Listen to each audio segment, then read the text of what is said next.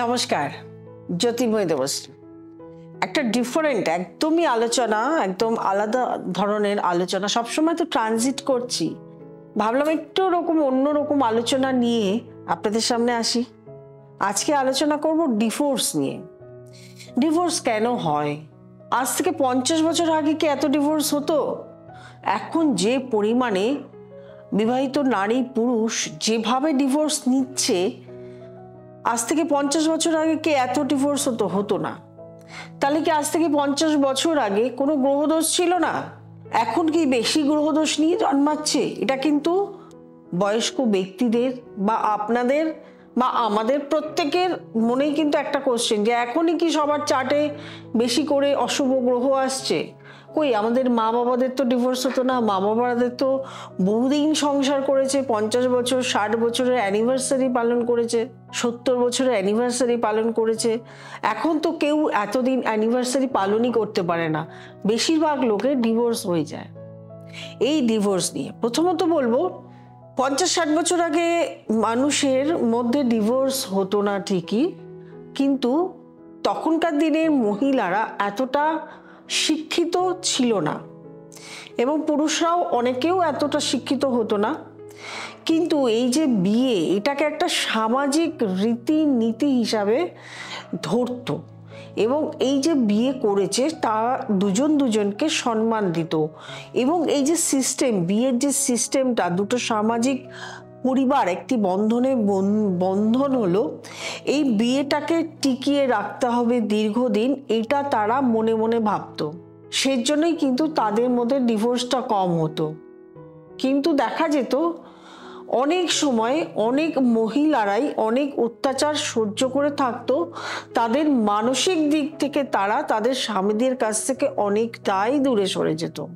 তাদের মধ্যে আত্মার আদান প্রদান হতো না, শারীরিক আদান প্রদান হতো না। তারা অনেক সময় আলাদা ঘরে থাকতো, আলাদাভাবে থাকতো, কিন্তু মানতো সামাজিক রীতিনীতি সবকিছুই। স্বামী আছে, সংসার আছে, সন্তান আছে, সমস্ত কিছু রীতিনীতি নিয়েই থাকতো। সেই জন্য কিন্তু এত আমাদের যে ছকের যে ডিফিকাল্টিস, এতগুলো নিয়েও তারা মানিয়ে গুছিয়ে সংসার করত।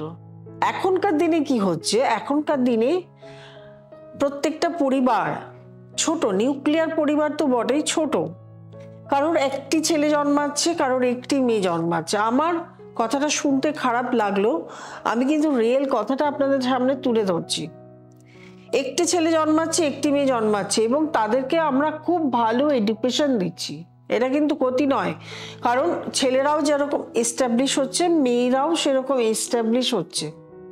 এরা কাদের উপর ডিপেন্ডেবল নয়। কিন্তু যখন এরা ভালোবেসে বিয়ে করছে অথবা সম্বন্ধ দেখে বিয়ে হচ্ছে, দুটোই যখনই হচ্ছে, তখনই দেখা যাচ্ছে যে এদের মধ্যে কিছুদিন পরেই আর আন্ডারস্ট্যান্ডিং থাকছে না। যখনই আন্ডারস্ট্যান্ডিং থাকছে না, একে অপরের সঙ্গে আর সেই মায়ার বাঁধনে থাকতে চাইছেন না, দুজন দুজনকে ছেড়ে আলাদা হয়ে যাচ্ছে এবং ডিভোর্স হয়ে যাচ্ছে। এই ক্ষেত্রে শুধু নাকি মহিলারা নিপীড়িত তা কিন্তু নয়, পুরুষরাও নিপীড়িত হচ্ছে। পুরুষরাও কিন্তু অনেক ক্ষেত্রে দেখা যাচ্ছে নারীদের দ্বারা, তাদের শ্বশুর বাড়ির শ্বশুর শাশুড়ির দ্বারা নিপীড়িত হন। নারী পুরুষ দুজনেই নিপীড়িত হন, বা দুজনের মধ্যে আন্ডারস্ট্যান্ডিং ক্ষমতা কম বা আন্ডারস্ট্যান্ডিং করেন না, কারণ তারা স্বনির্ভর।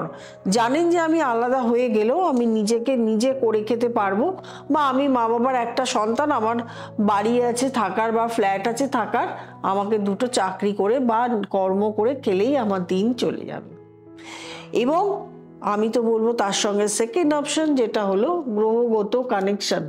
আগেকার দিনে সহ্য করতো, কারণ তাদের যাওয়ার জায়গা থাকতো না, আর এটাকে সামাজিক বন্ধনটাকে মায়ার বাঁধনে বেঁধে থাকতো। এখনকার দিনে সেটা আর থাকে না।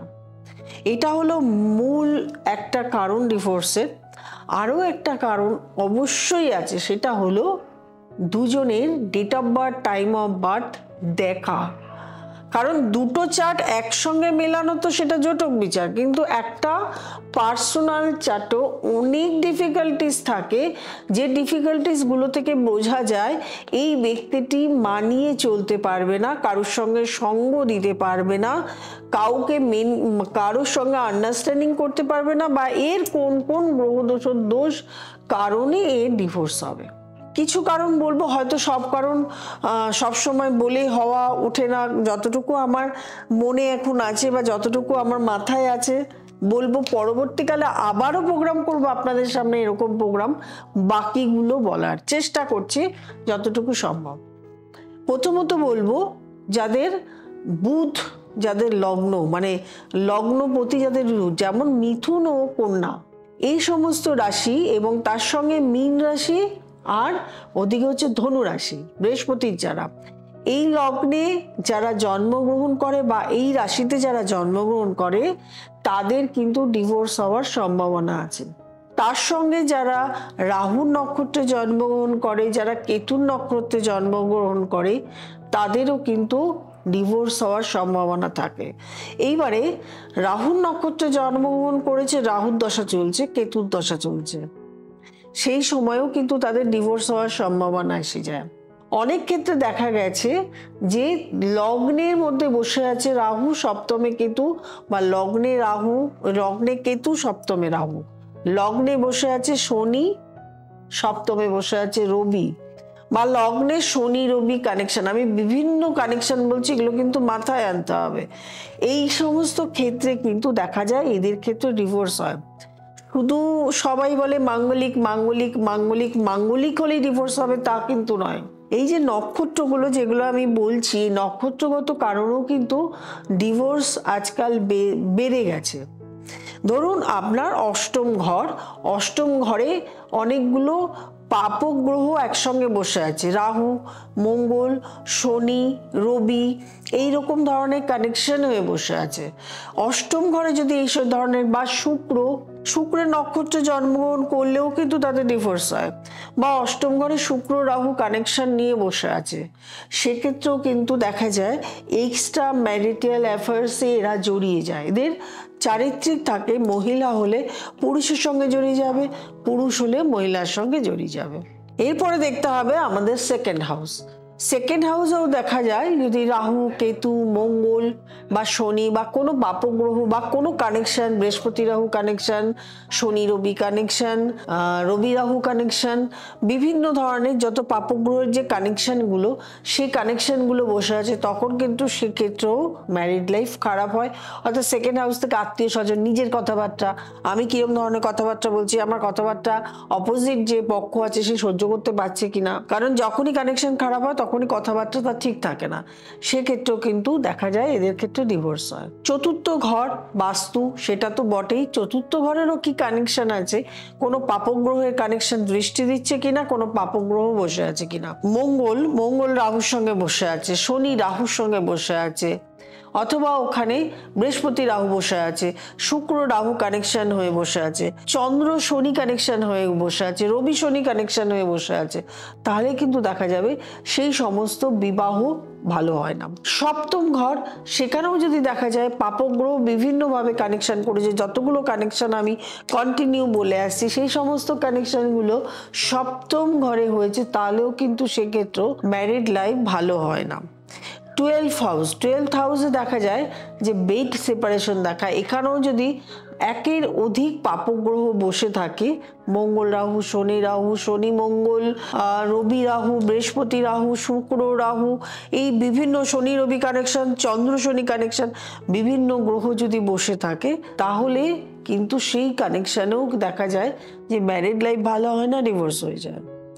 এবার যে এই পাপক গ্রহ কানেকশন তো বললাম, এবার অষ্টমপতির দশা যদি চলে, দ্বাদশপতির দশা যদি চলে, ষষ্ঠপতির দশা যদি চলে, তাহলেও অনেক সময় দেখা যায় যে ডিভোর্স হয়ে যায়।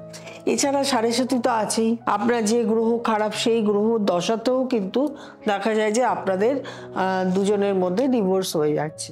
অনেকগুলো কানেকশন আপনাদের সামনে তুলে ধরলাম, যদি আপনাদের আর কোনো কানেকশন মানে এর পরেও আপনার আছে অথচ আমি বলিনি, অবশ্যই আপনি লিখতে পারেন, আমি বলে দেবো সেই কানেকশনে ডিভোর্স হয় কিনা। কারণ প্রচুর প্রচুর প্রচুর কানেকশন আছে যেগুলো দেখে বোঝা যায়। এরপরেও আরও দেখতে হবে যখন একটা পাত্র এবং একটা পাত্রী বিয়ে করছে, দুজনের মধ্যে জটক বিচার। জটক বিচারের এই যে যতগুলো আমি কনক্লুশন বললাম এগুলো তো দেখারই আছে, তার সঙ্গে জটক বিচার দেখতে হবে, জটক বিচারে কত নাম্বার পেয়েছে এগুলো দেখার, তার সঙ্গে অবভিয়াসলি দেখার মাঙ্গলিক যোগ। মাঙ্গলিক যোগ দুজনের আছে কিনা সেই যোগটাকে ঠিকঠাক মতন মানে ঠিকঠাক মতন মানে রিপেয়ার করা হয়েছে কিনা। খানাখন্দ থাকলে রিপেয়ার না করলে কিন্তু সেই যোগগুলোর প্রবলেম হয়। এছাড়াও একটি বিবাহ মানে দুটি বাড়ির মেল বন্ধন, দুটি পরিবার আত্মীয়তা, দুটি মানুষের সঙ্গে যে শুধু বিবাহ হচ্ছে তা না, দুটো ফ্যামিলির প্রচুর লোক, প্রচুর গেস্ট সেই বিবাহ অনুষ্ঠানে থেকে আশীর্বাদ করেন, অনেক লোকের সঙ্গে সেই সময় যুক্ত হয় শুভ কামনা, আশা আকাঙ্ক্ষা, অনেক কিছু। সুতরাং একটা বিয়ে করতে গেলে দুজনকে, স্বামী এবং স্ত্রী দুজনকেই প্রচুর আন্ডারস্ট্যান্ডিং করে চলতে হয়, দুজন দুজনকে সম্মান দিতে হয়, দুজন দুজনের উপর বিশ্বাস রাখতে হয়, ভালোবাসতে হয়, তাহলেই কিন্তু সম্পর্কটা টেকে। আমি ডিভোর্স নিয়ে কথা বললাম, কারো ভালো লাগলে অবশ্যই জানাবেন। আর যারা নতুন প্রোগ্রাম দেখছেন তারা অবশ্যই সাবস্ক্রাইব করবেন, লাইক করবেন, কমেন্ট করবেন, শেয়ার করবেন এবং নোটিফিকেশন অল বেলটি প্রেস করতে ভুলবেন না। যাদের সমস্যা চলছে, এই ডিভোর্স নিয়েই সমস্যা চলছে, তারা অবশ্যই যোগাযোগ করতে পারেন। নিচে স্ক্রলে যে নাম্বারটি যাচ্ছে সেই নাম্বারটিতে ফোন করে বুকিং করে চেম্বারে আসতে পারেন অথবা অনলাইন কনসালটেশন করে নিতে পারেন। প্রত্যেকে ভালো থাকবেন, আনন্দে থাকবেন। নমস্কার।